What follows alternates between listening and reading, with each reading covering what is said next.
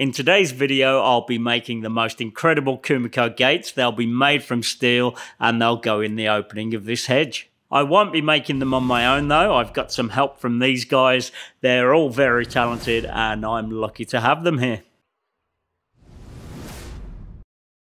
These guys are staying with us for the week. It should be a super fun project. We don't have heaps of time, so we'll get straight into it. But first, here's a sketch to give you an idea of what we're trying to build.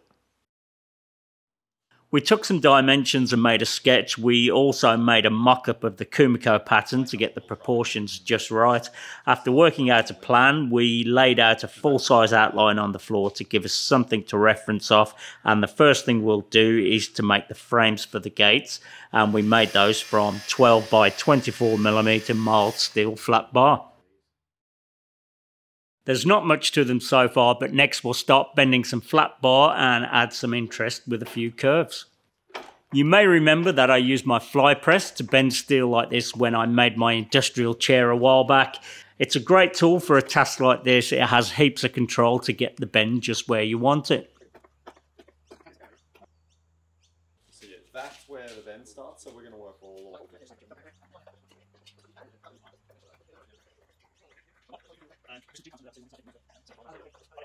The last parts to prepare are the outside upright pieces of the frame, and they need tenons on the one end. That will be for the bottom hinge and we'll forge those in next. This is what Matt does and it's a real treat to collaborate on a project with him. To find out more of what Matt and the rest of the guys do, I'll put links in the description. You really do have to check out Matt's incredible workshop at Everly Works, which is possibly and probably about the best blacksmith shop there is. And I'm not getting carried away when I say that. We can always take another heat.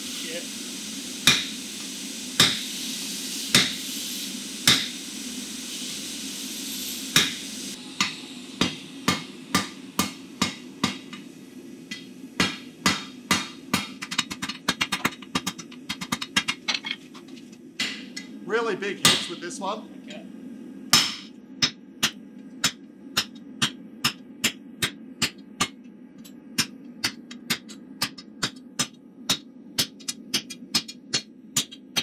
That was really cool. Now I just need to clean them up a little so they'll turn easily inside the hinge block that we'll make later on.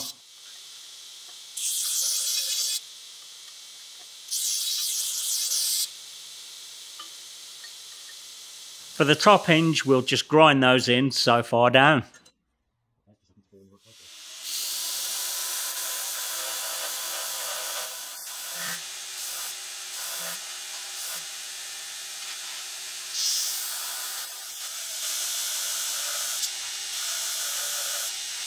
First I'm taking them down so far and then putting 45s on and then finally rounding them off. These top hinges will have a strap hinge that wraps around them.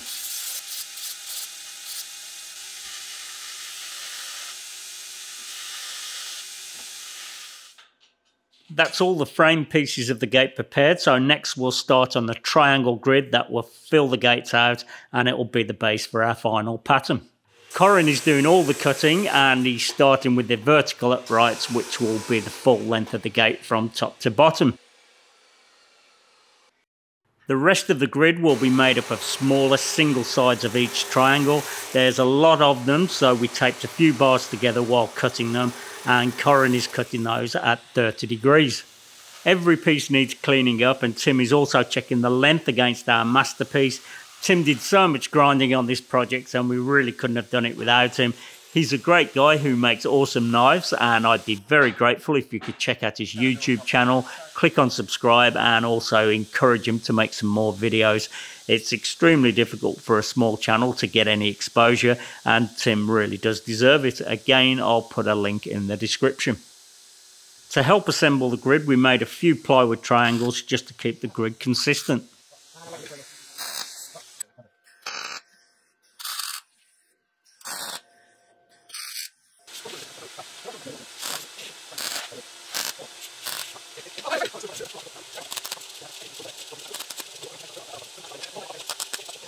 The grid and all the pieces for the pattern are made from 16 by 3mm flat bar, which we bought every last length of that we could find on the Sunshine Coast.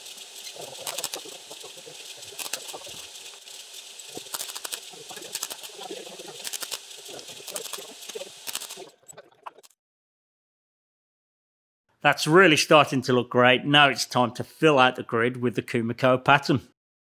Corin is back cutting the pieces again. We did work out that the finished gates will have around 1,000 pieces in them, which all need cutting and grinding. It was a lot of work, and a few clips here really doesn't show it. Next, we used the jig that we made for the fly press to bend each piece. It worked fantastic. We got a bit of a rhythm going, but even so, it still took a while. We did try bending more than one at a time, and it did do them, but not as consistent. I haven't talked about Corin yet. First off, he's a fabulous knife maker and a legend in the knife making world, organising events and generally giving the community support. He hosts the Knife Maker Down Under podcast and also runs Gamaco Artisan Supplies. This project only happened because Corin made it happen. He supported me heaps over the years, and it's great to finally meet him.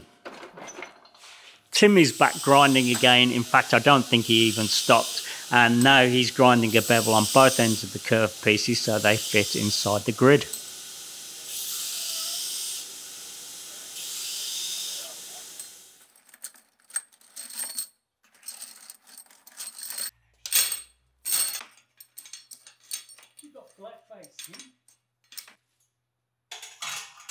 I think this was one of our favourite parts of the project, mine anyway, when we started to see the pattern coming together for the first time.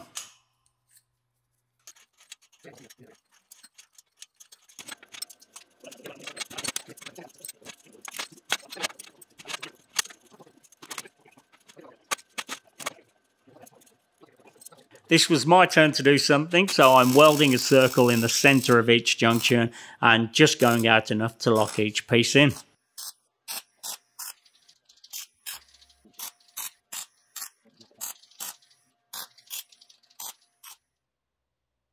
It's really starting to come together now. You can see we didn't fill all the grid in, as those sections will be removed to provide some negative space. I'm marking where to make the cuts using the bars that we bent earlier as a guide.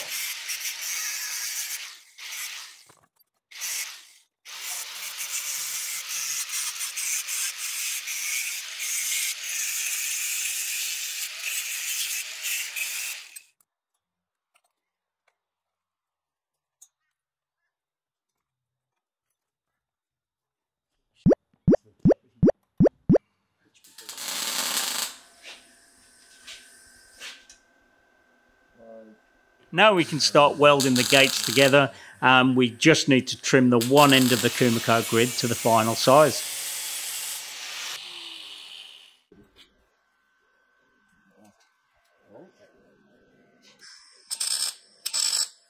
The welding table was amazing for this project, being able to clamp anywhere, and if it wasn't so heavy, I think both Corin and Matt would have taken it home with them.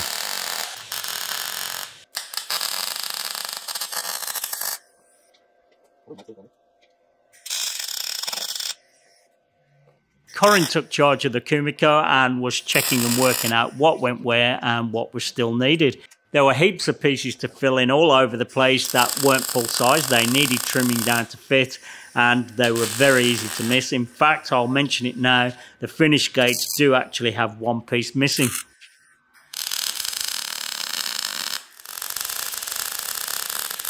For a blacksmith, Matt is doing a lot of fabricating on this project, but there's plenty of blacksmithing coming up when we make the arch.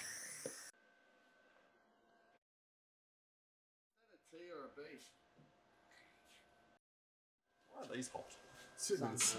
Bring it towards me a bit. Even like that is really good for me. How are you feeling now? You've opened up again.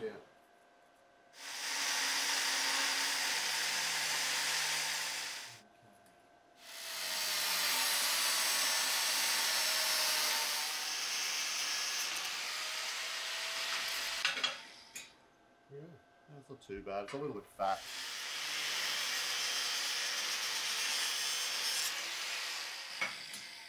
Oh yeah.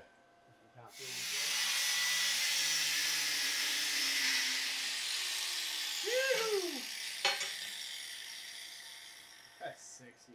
Sexy.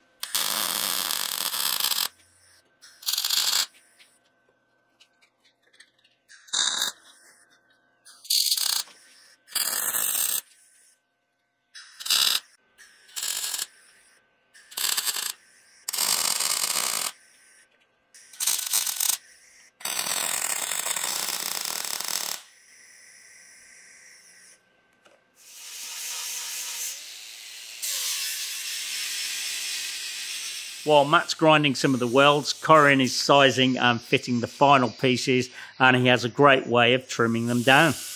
This really is very fast. I don't think you could do it any quicker, and I'm showing it in real time.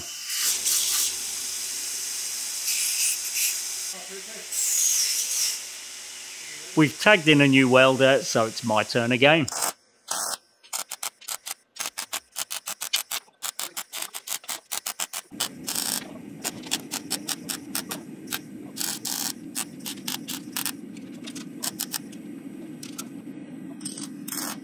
That's the gates just about done, so now we'll make a start on the arch. The archway is made of 2 arches, one front, one back, and then joined together with rails. We'll start with the arches at the top, and they're made from 1-inch round bar. We're bending them on the fly press again, and if you notice, we've set the stop nut on the top of the fly press. That limits how far the top die travels down, keeping the bend consistent.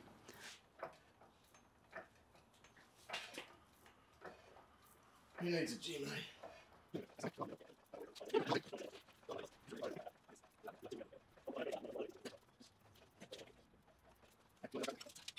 After one pass, we adjust the stop nut and then make a second pass.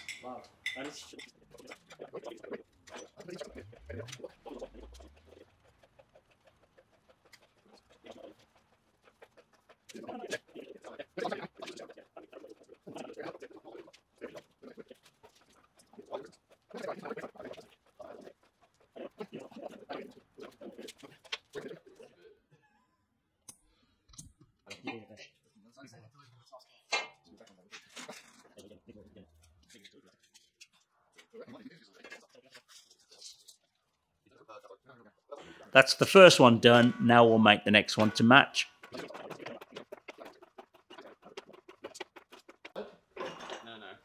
It bends a lot easier then. Yeah, right. And it's not just the angle of approach, it's stuff. I reckon you break those. It is moving.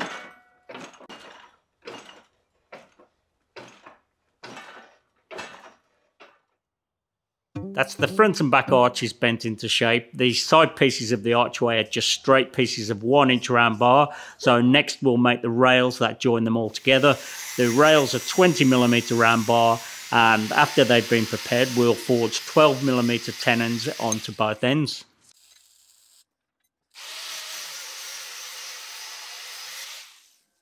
Possibility, so I figure I might as well start.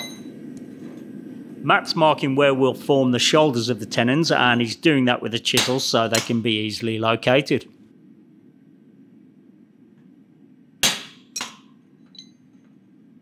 I'm getting lots of new tooling for the fly press on this project.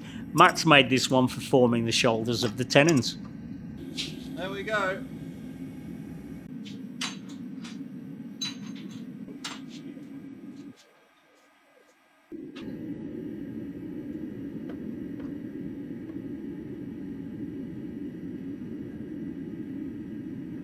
And just like earlier, the stop nut is set on the top of the fly press, and again that's to limit the travel of the top die, and we'll end up with consistent tenons.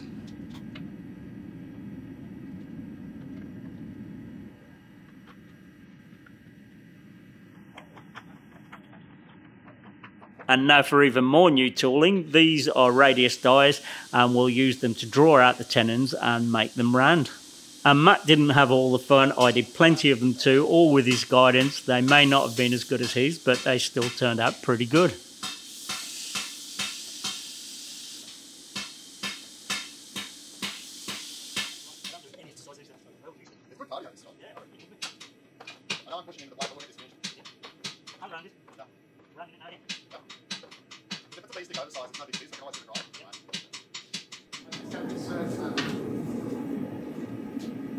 Oh, squishy, squishy!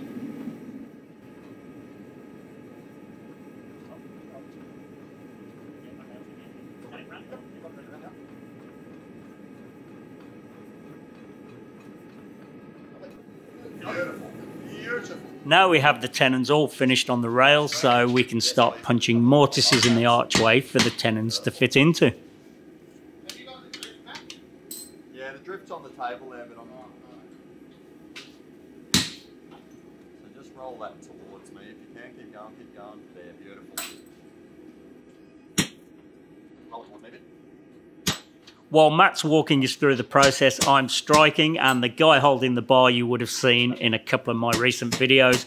It's Luke, also known as the Blacksmith, who popped in and was put to work.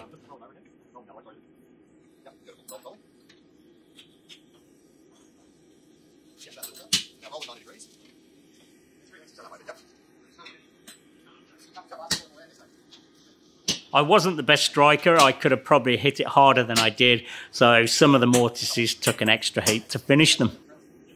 We're punching out a plug first, going from both sides, and then when we're through, we use a drift to shape the hole to final size to accept the tenons. Push it towards me a bit, stick.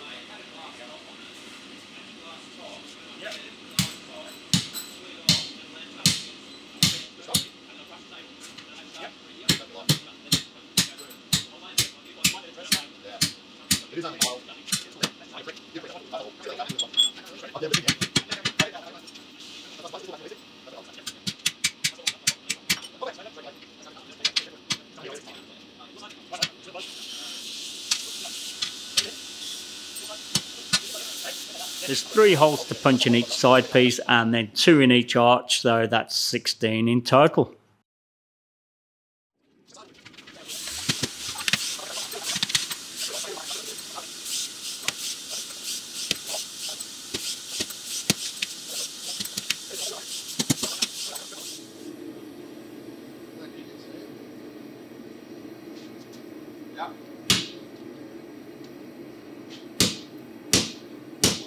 Corin is doing the striking now. He's hitting it much harder than I was, and I think he's trying to show me up.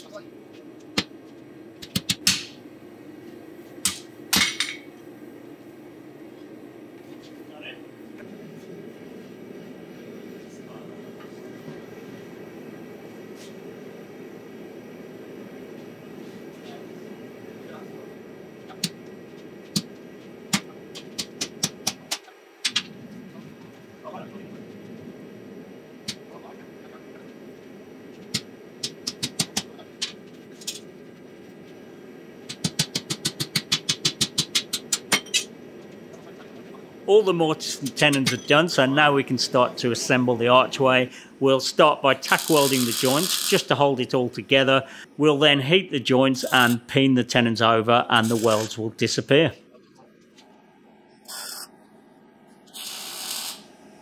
And to heat them up, we place the joint at the front of the forge and then place some bricks around it.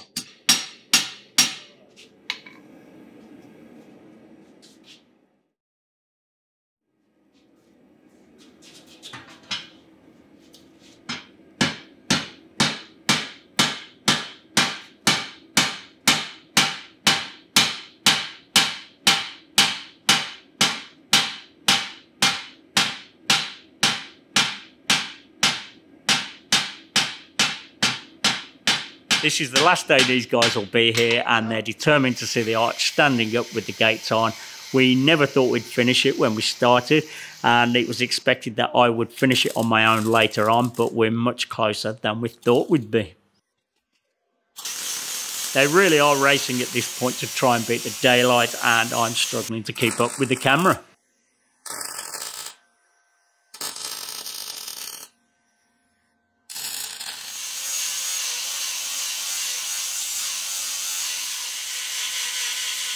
That's the archway almost complete. We just need to make some hinges. The bottom hinge is just the block that gets drilled out, and the tenon that we prepared on the gate will sit in that.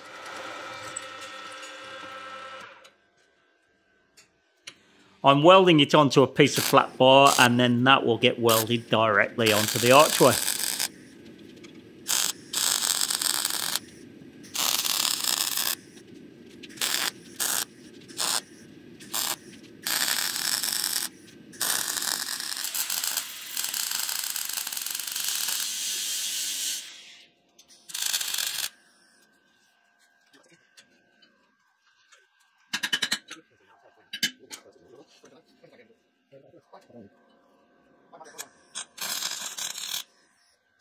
Even though we didn't show it, we welded gussets to the underneath of the flat bar, and then we added anchors to the feet of the arch.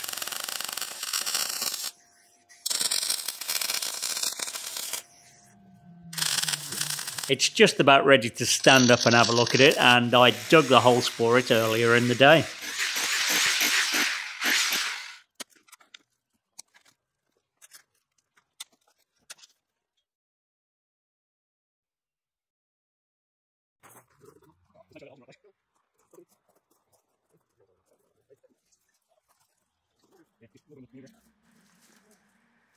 Oh, yeah. Look at that.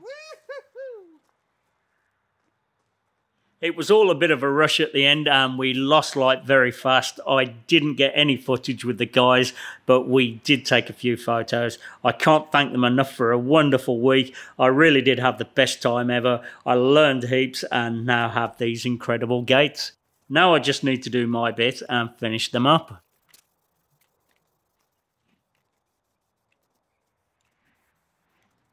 After I painted the arch with matte black paint, Luke came over and helped me concrete it in. There was a bit to think about, making sure it was level, upright, and that the hinges were the correct distance apart, and Luke was a big help.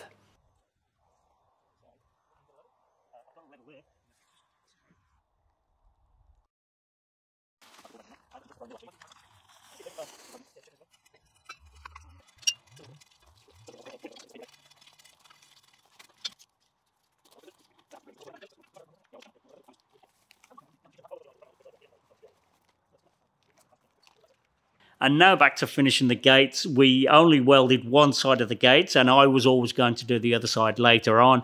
But we all decided that we preferred the unwelded side as it looked cleaner, and there was actually no need to weld them as the pieces were all secured well from the first side. To clean them up, I quickly zipped over the face with an angle grinder. I didn't want grinder marks all over it, so I then spent the next 3 hours chipping off weld spatter.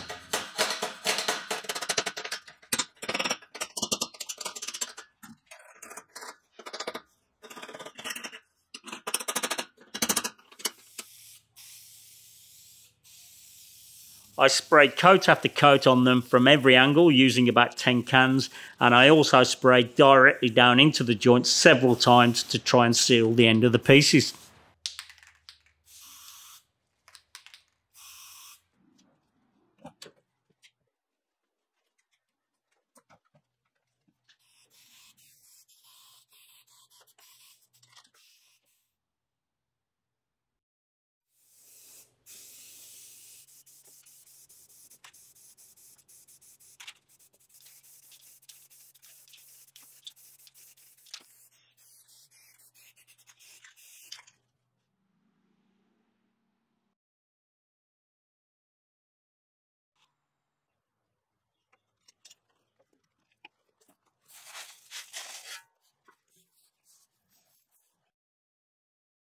I'm giving the hedge a trim just around the archway, and a while ago I took the whole hedge right the way back to the trunks. It started growing back really well but slowed down now that we're in winter, but when spring comes around again I reckon it'll fill out and it'll frame the gates even better. Now I'm ready to put the gates on, but first I'll put some grease into the hinge block and also a ball bearing which the gate will sit on and will make it swing with ease. And for the top hinge, I'll go back to some footage of Matt making them before he left.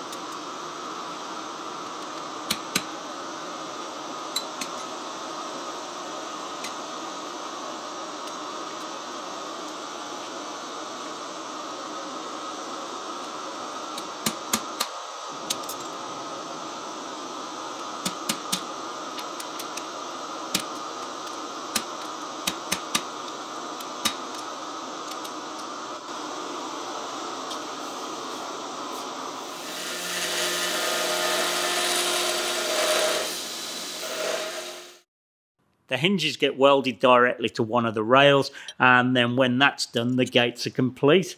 When I say complete, there is one more thing to do, but I'll do that at a later date, and that's to add a latch.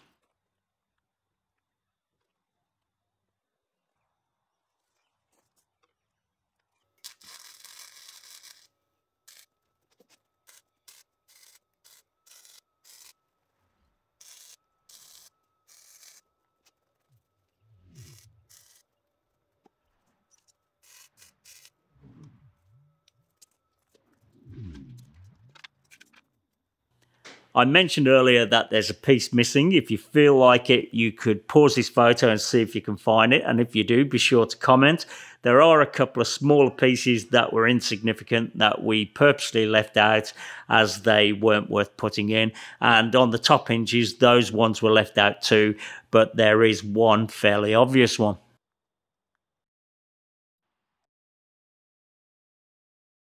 I generally finish my projects pretty happy with what's been achieved, but this one is a whole different level.